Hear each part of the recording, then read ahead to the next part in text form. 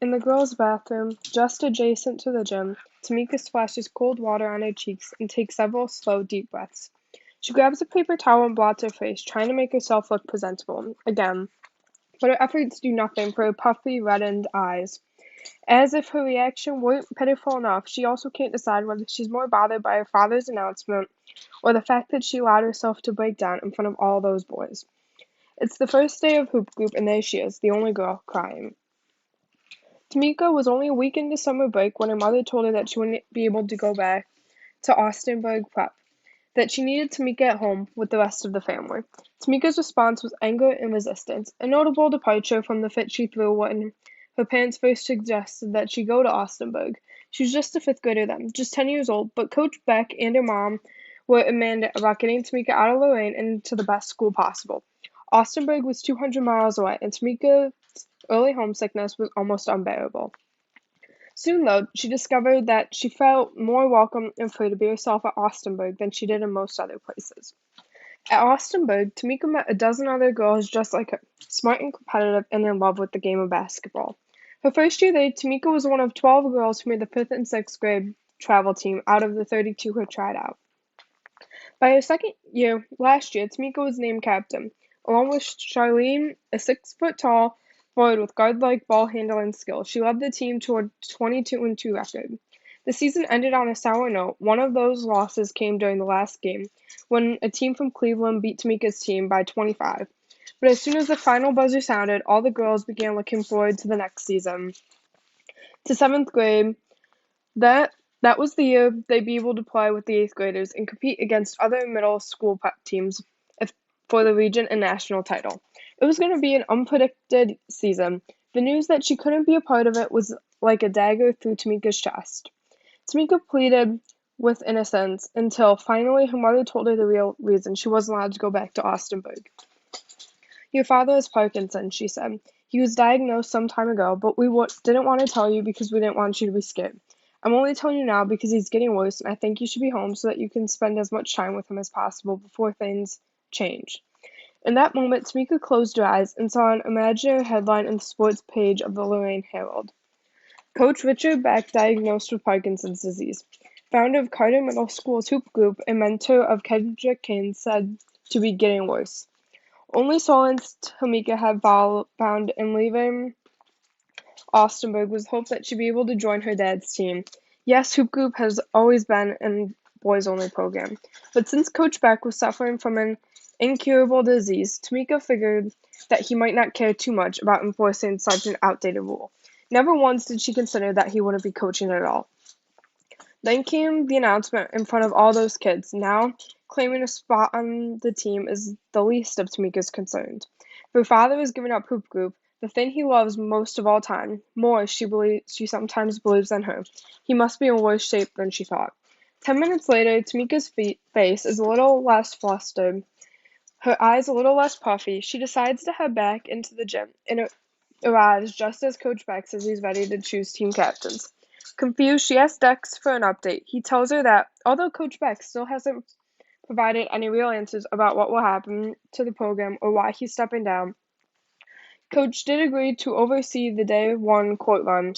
Normally, the elimination style tournament pits teams of 3 against each other to help determine which kids need to tighten up their game and which ones are most likely to snag the season starting positions.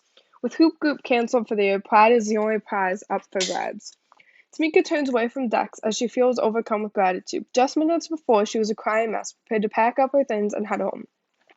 Now there's a chance to redeem herself. Perhaps the only chance she realizes to show all the boys that she belongs.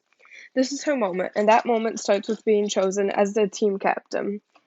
First, Coach Beck calls for volunteers. Tamika immediately shoves her hand into the air, as do Jaden and Chris. After seeing Jaden during shoot-around, Tamika considers him a logical choice, but it only took 2 seconds watching him play to see that he was all swag with little skill. Tamika didn't really see Chris belong on the court at all, but it's obvious that the other kids disagree. Tamika can hear them whisper, he's Kendrick Kane's nephew. He should definitely be captain. And I hope Chris picks me first, for real. Maybe he can introduce me to his uncle. Coach Beck is silently deliberating and the longer it takes, the more Tamika knows she's not going to be happy with his decision. Sure enough, Chris is named first captain. As he saunters to the sideline, Coach Beck points at Jaden. Four more names are called next, and still none of them are Tamika. Coach Beck doesn't even look his daughter in the eye as she stands there dejected.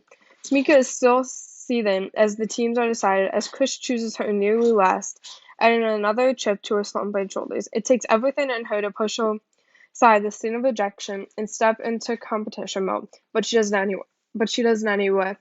She has no choice. Chris and Tamika's first matchup is against Jaden, whose squad includes Dex and a really big kid named Anthony. When they hit the court, Jaden seems hesitant to step into his role as captain. And as his team gets off to a slow start, meanwhile, on Tamika's half the court, her captain is more than willing to take charge, even though he's clearly unqualified. Aside from being weak inside, Chris lacks finesse. He's trying too hard to be a star, and he's repeatedly overshooting, chasing the ball, clanging the ball loudly against the backboard. About 5 minutes in, Tamika's team is down 10-2. She decides to step up and take charge. She might not be the captain, but she refuses to stand by as her team gets demolished. On back-to-back fast breaks, Tamika drives to the hole, spins around defenders, and banks two easy layups.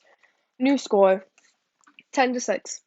On the other team's new possession, Tamika is squared up against Jaden, determined to prevent him from getting another bucket. She guards him close, but respects his space enough to give him a little space so that he doesn't blow past her.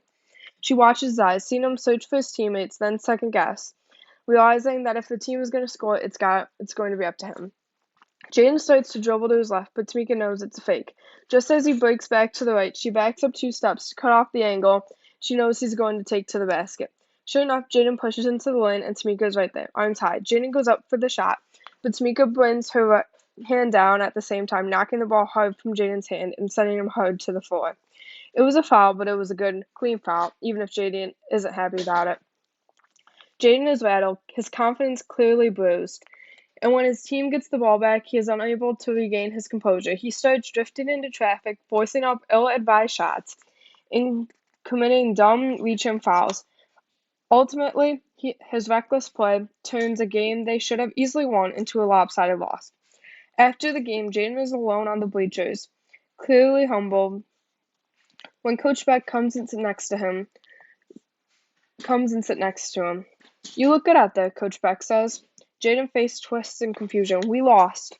You're right, you did lose, but you didn't lose because of your game. You lost because of your emotions. Jaden drops his head and studies the dimples of the basketball balance between his knees. Your shot is so much better than it was last year, Coach continues. You're seeing the whole floor now, and you're able to adjust to defenders on the fly. All of that's important, but do you see how important it is that you also keep your head in the game? Jaden nods silently. Listen, son, you're probably the kid I was most looking forward to coaching this year. All of that's important, but do you see how important it is that you also keep your head in the game? Jaden nods silently. Listen, son, you're probably the kid I was most looking forward to coaching this year. Coach pauses, takes a slow breath. I hate that I'm not going to be here, but I want you to hear what I am saying. Jaden looks up and meets Coach Beck eye to eye, man to man. I don't know what's going to happen with Hoop Goop, but I want you to stick to it. You have the potential to go far, really far, and as far as I'm concerned, you are Hoop Goop captain. So even though I won't be here, if this program is going to continue, it's going to be with you. I need you to step up and be a leader. Jaden's heart fills with pride, even more than the fact that he's trained a young Kendrick Kane. The thing about Coach Beck that impresses Jaden is his basketball IQ. Coach knows the game inside and out, so when he says that he sees something special in Jaden, it carries extra weight. The season status is uncertain, but for Jaden, Coach Beck's compliment may be the highlight of the year. As Coach Beck heads back to the locker room, Jaden gathers his ball and his backpack and begins walking towards the gym doors. On his way, he looks over at Tamika, who is taking practice shots from the free throw line. He nods in her direction, but she ignores him, receiving her attention and carrying an energy to the rim. Jaden doesn't realize it, but Tamika overheard every word of his conversation with Coach Beck. Now that she knows that Coach Beck has crowned Jaden group captain instead of his own daughter, his daughter who just single-heartedly beat Jaden's team, the fire that began its slow simmer in Tamika's chest during the day one court run is threatening to boil over. Tamika has so much to prove, but with Hoop Group's future in the air, she's not sure that she'll ever have the chance.